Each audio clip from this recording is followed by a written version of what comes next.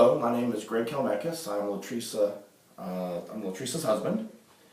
And she asked me to answer some questions containing to her chosen field of study, and that's social work. And I was very happy to do this. I've been talking about this hobby for 20 or 30 years, and if I had to live my life over, I would probably do what my wife is doing now, and that is helping people. And I try in my own little way to do that every day. But I think these questions are going to either make or break our country in the long run, and these are very important, and they're polarizing for people. And I think it's the problem with our political system at this point. So these are very poignant questions and made me think. So social welfare policies. First, question number 2, it says, analyze the impact of these implemented public and social policies. I was talking about in question 1, looking at a systematic view, right, and not looking at symptoms. And what I said, I think every policy, WIC, Medicaid, Section 8, and are in need of some bigger way of analyzing them. Instead of thin slicing them, we need to look at our whole social welfare process. Okay, so these are all symptoms of a greater underlying need. And when we start looking at policies, we start looking at symptoms and not the system, right? So I go to the doctor, I have a bad cough. That could be a symptom of many things, and we go from the cough to what is causing the cough.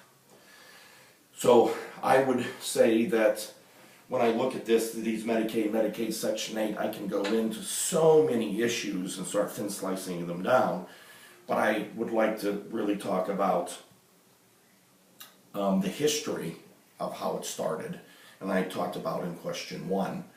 It's social welfare really started under FDR. I mean, the true fundamental sanctioning by the government of social welfare systems, Social Security being the most important than Medicaid, right? And from that day forward, the New Deal, it has been getting eroded. And there's political forces that are doing that. And I think right now is a really important part in our history, and it's a point where we're going to have to make a decision.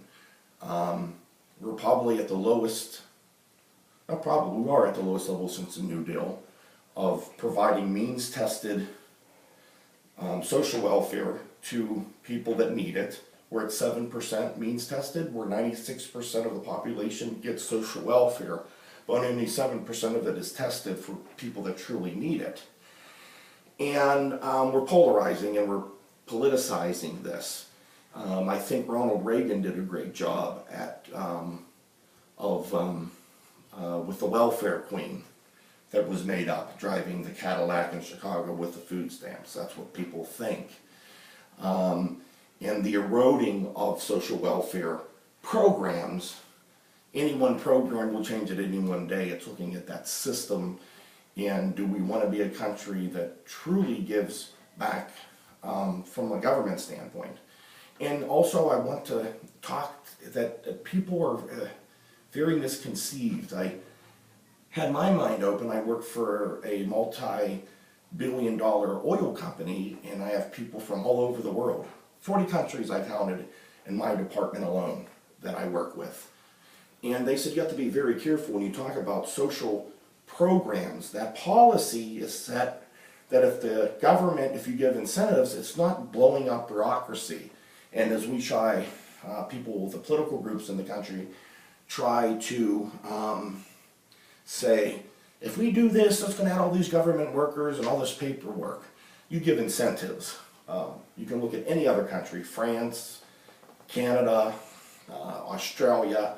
You give the tax breaks or the incentives, and I'll use FMLA.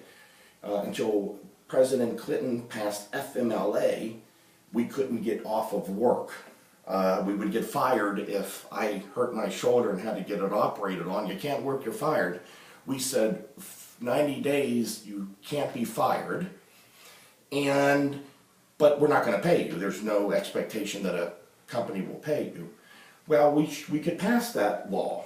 Again, looking at the symptom, this is just a symptom, but thinking about it more as a system and how we want to treat people. They have to pay you for 90 days. Well, how would that be done? You pass the law, and the companies, the organizations will take care of it, right? And I think we also, when we start asking about which public policies, again, it's the system I'm going to keep talking about. A big part of our social welfare system, the policies part, is coming from private industry. And that is in the form of benefits. And that happens to be for middle class and upper middle class and rich people, right? So that has to be part of the discussion too, even though it's not part of the government system. It is still a benefit, and it still is a social benefit. But it happens to go through work, which happens to go to the richest people. And the poor people don't get paid time off. They don't get short-term disability. They don't get health insurance.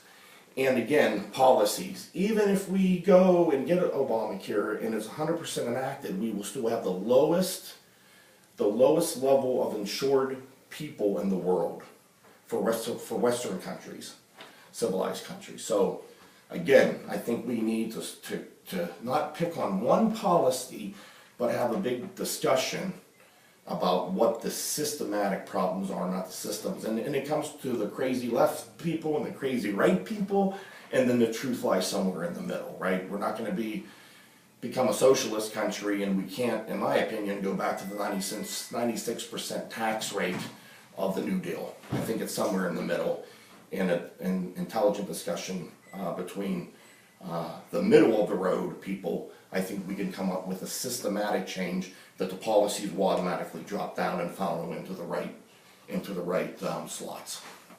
Thank you.